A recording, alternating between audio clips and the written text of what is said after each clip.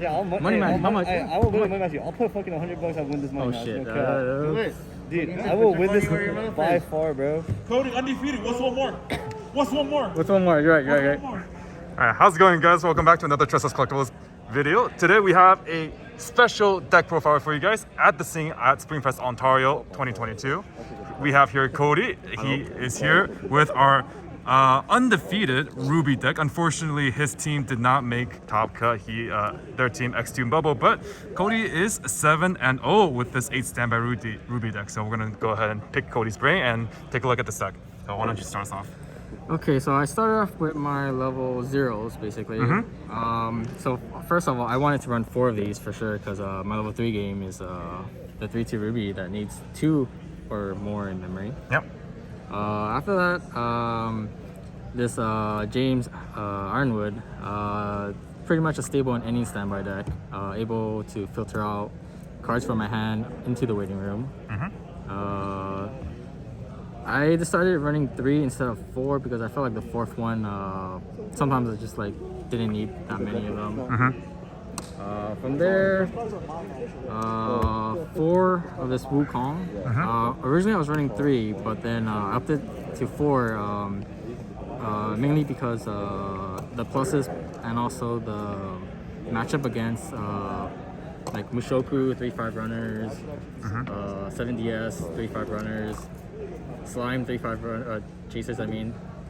So it's mainly for those matchups. So I know that Ruby right now, a lot of people are really high on the Neon Cat because that also deals with the 3-5 runners, right? So why would you run the Wukong over the Neon Cat then, in your opinion? I liked how like this one clocked myself basically. Okay. So like I kind of can accelerate. Like sometimes I'm like 0-6 and I clock myself to level 1 and then I moderate to attacks. I trigger. You can trigger standby. You can trigger standby level 2. So then I'm able to get my 2-2 out. Okay.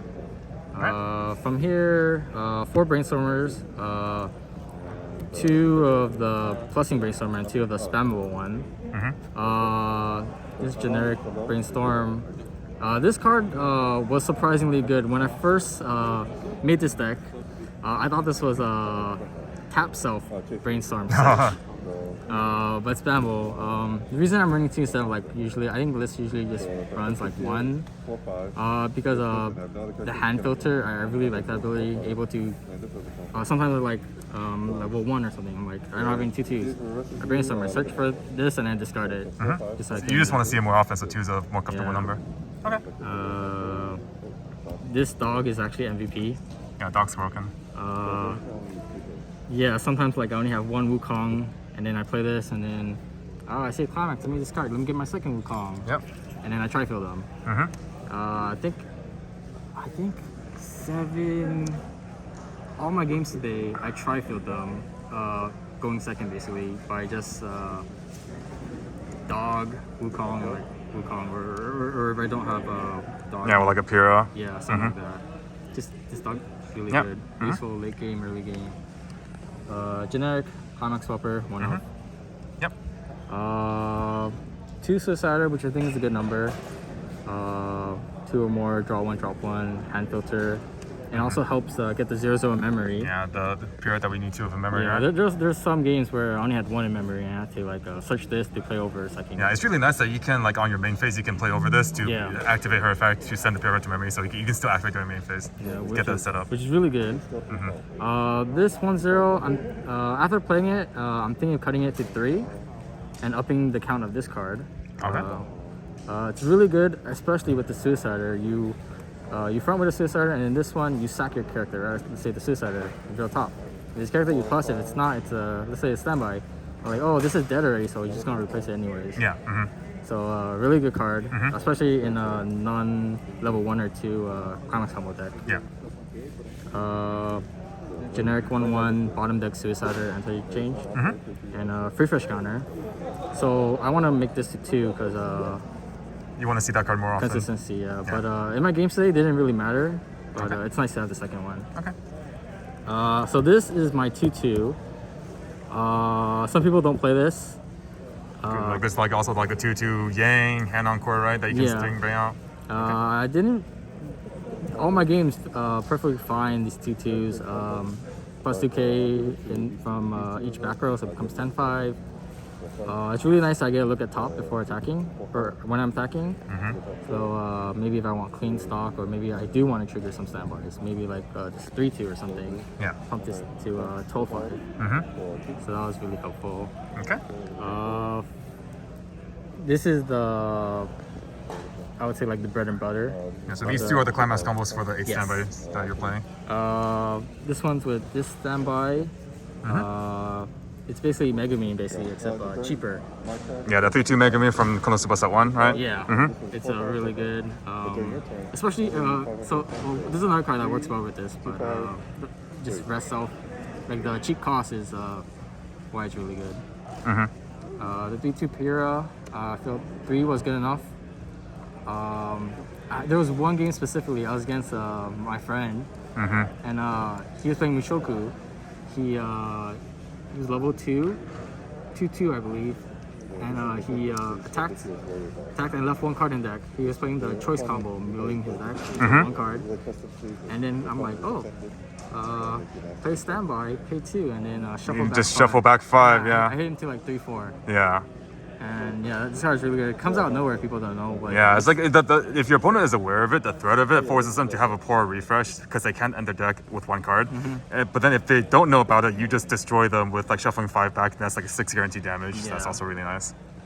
This card is 2k in front.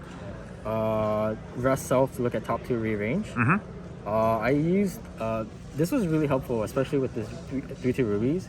Like I would look at top 2, right, and I see like I have a climax, so I put on the second one, and then let's say I have 2 rubies, I rest 2 and then attack, and then top card is a guaranteed cancel. Yeah.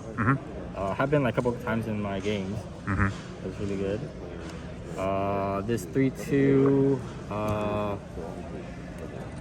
is actually pretty good. You can on play pay 1 to get a climax, salvage a climax. Yeah. And then you can discard a character to summon 2 characters from the up to 2 characters from the waiting room to the field. Yeah, which, from your opponent's waiting room, right? Yeah, opponent's waiting room, which helps this 3-2 ruby clock kick them. Yeah, so like it's hard for them to crash into your board because like your Neapolitan, she not only gets you your level 3 climax, but also helps bodies on the board for the ruby to clock shoot. Yeah.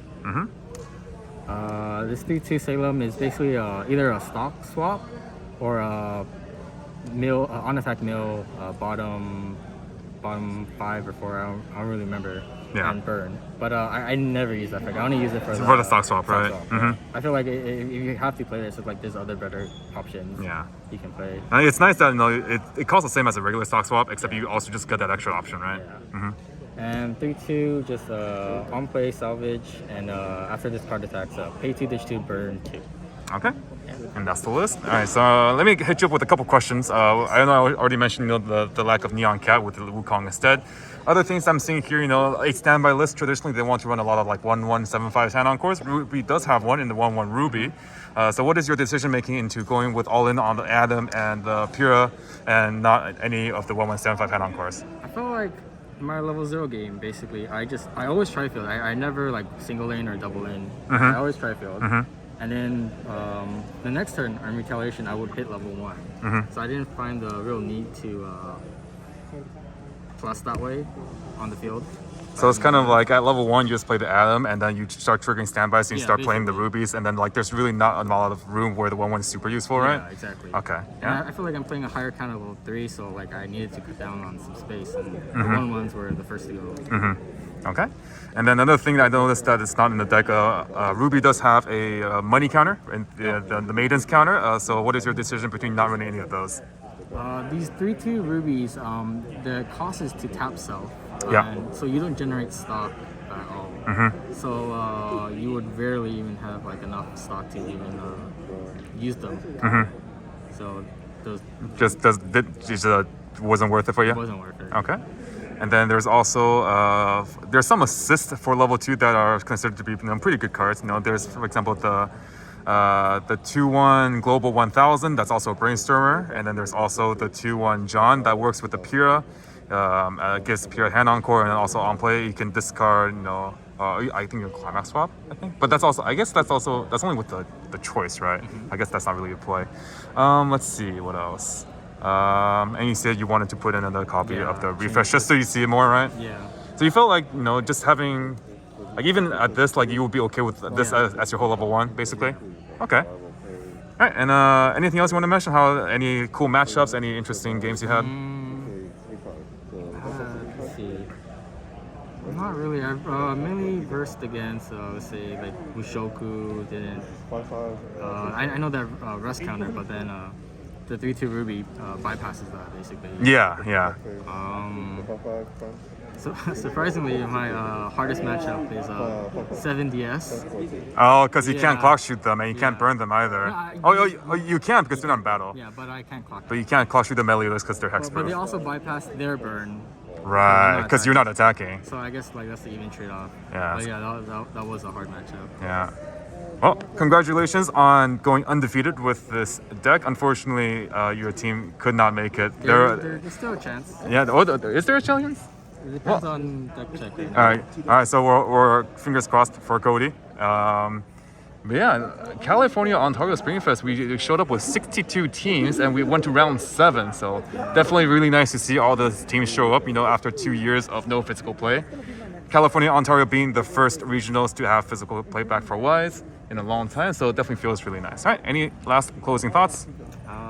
Go say hi to Tressa's Collectibles and that's it. All right, guys. Thank you, Cody, for joining me today. This has been Mike on the Tressa's Collectibles channel, and we'll see you guys in our next one. See ya.